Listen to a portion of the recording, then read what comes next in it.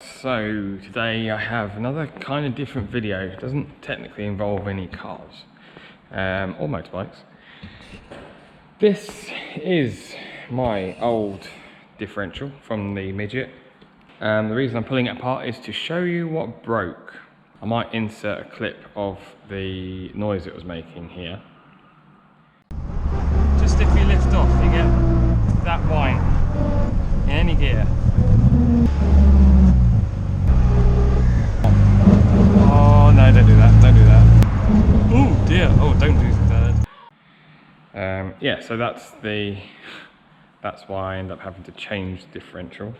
Not a nice noise, and as it turns out, it probably didn't have a great deal of time left in it.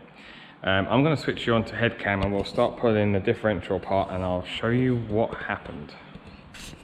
Right, welcome to head cam. So, basics of the differential. You have your input in the bottom here coming from your prop shaft. Prop shaft spins and through 90-degree, you've got, I don't know if you can see in there, you've got a big pinion gear in there. You've got your crown wheel here, spinning that, which turns your motion that way. Let's go that way, you can see motion that way. So basically turns the torque 90 degrees and then to your half shafts and then to the wheels.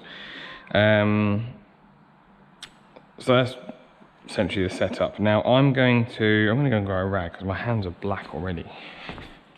I'm going to pull this apart. I'm not going to use the right size sockets because it's not going to go back together again.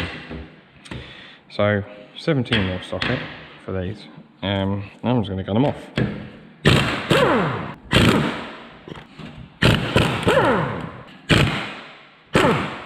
Right, so pull the nuts off. You've got a lock washer and a standard washer. I don't think this is going to come apart very easy. Nope, I have to go and get a hammer, free these off. Right. Let's come free.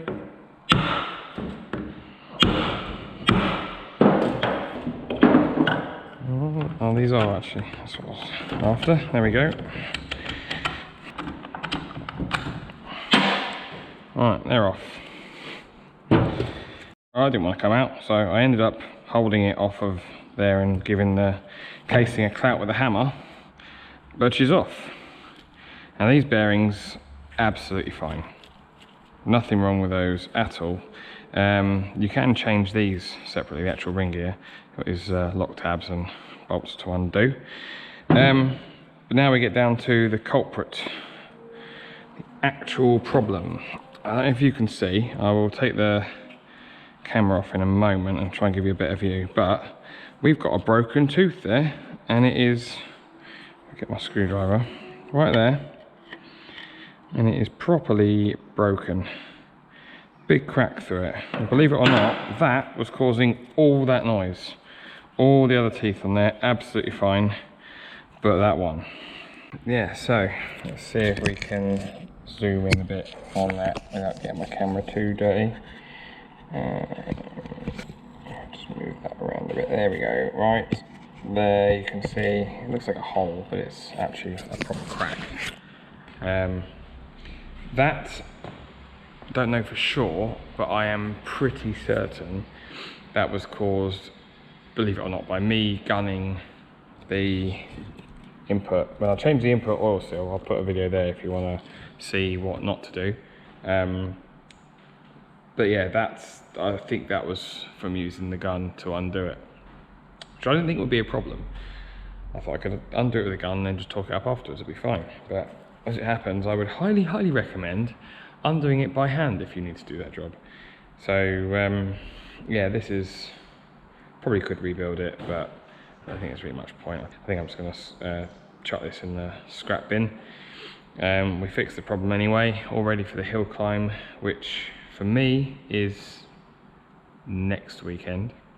For you it might be a few weeks away.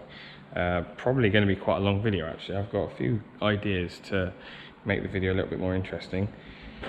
So make sure you're subscribed so you don't miss out on that. You can also hit the bell notification. Thank you very much for watching, and I'll catch you next time.